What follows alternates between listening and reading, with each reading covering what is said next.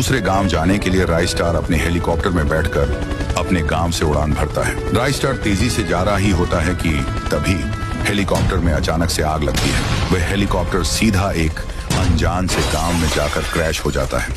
राइस्टार तो बच गया, पर उसका हेलीकॉप्टर तहस नहस हो गया था। राइस्टार ये गांव में पहली बार आया था। तभी 7 बज जाती है। धीरे धीरे अंधेरा हो रहा था। चौंकाने वाली बात यह थी कि चारों तरफ काऊ काऊ की आवाज आ रही थी। यह आवाज सुनकर लोगों के बीच अफरा तफरी मच जाती है। लोग अपने अपने घर के अंदर जा रहे थे। चेहरे पर अलग ही चिंता थी और उनके बदन थर थर कांप रहे थे। राइस्टार गांव में थोड़ा और घुस जाता है। राइस्टार को कुछ समझ में नहीं आ रहा था। तभी ऊपर से एक बड़ा कौवा उड़ते उड़ते राइस्टार की ओर बढ़ रहा था।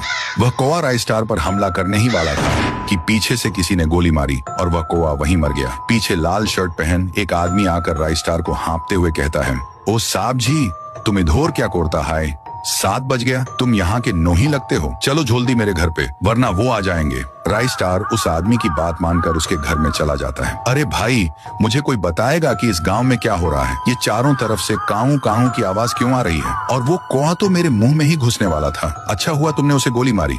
अरे साहब जी, मैं तुम्हें क्या बताऊं, और 7 बोझे इस गांव में कौवों को हमला होता है, इसलिए सभी लोग अपने घोर में चले जाता है। जो भी घोर में नहीं जाता है, वो कौवा उसके डायरेक्ट मुंह में घुसकर उसे कुत्ते की मौत मार देता है। और भी कौवे पैदा हो जाता है। और तो और ये सब कौवे गांव के पीछे डरावने सूखे जंगल से आते हैं। ये बात सुनकर राइस्टार के रोंगटे खड़े हो गए। इसका पता वो लगाना चाहता था। फिर राइस्टार अगले दिन उसी सूखे जंगल में आ पहुंचता है। वो अच्छे से जंगल को देख ही रहा था कि 7 बज जाते हैं और वहीं काऊ काऊ की आवाजें आ रही थी। फिर भी राइस्टार और अंदर घुसता गया। उसको वहां पर एक पुराना कुआं दिखा।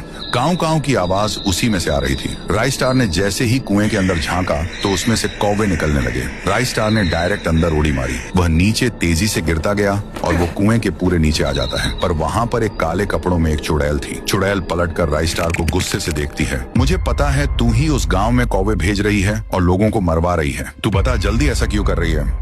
तू कौन होता है मुझसे पूछने वाला? अब तू नहीं बचेगा। तू अगर मुझे बताएगी तो मैं तेरी कुछ मदद कर सकता हूँ। बता। इतना कहते ही वो चुड़ैल रो के कहने लगती है। ये बात है 5 साल पहले की। तब मैं सारे गांव की महारानी थी और इस गांव में रहा करती थी। तभी एक दिन मेरे दरबार में मेरा मंत्री आया और कहने लगा, महारानी जी, आपके सल्तनत में एक ऐसा कुआं है जहाँ पर पानी की जगह सोना बहता है। अगर हम उस सोने को निकाल लेंगे तो हमारी सल्तनत में कोई भूखा नहीं सोएगा। उसके बाद क्या था, उस मंत्री ने मुझे एक जंगल में इसी कुएं के पास लेकर आया। उसके बाद मैंने इस कुएं में सोने की आस में झांकने लगी। तभी उस मंत्री ने मुझे पीछे से धक्का दे दिया और सीधा मैं उसके अंदर गिर के मर गई। उसने मुझे पागल बना के मेरी जान ले ली और खुद वहां का राजा बन गया। इसलिए मैं गांव में ऐसा हमला करवाती है।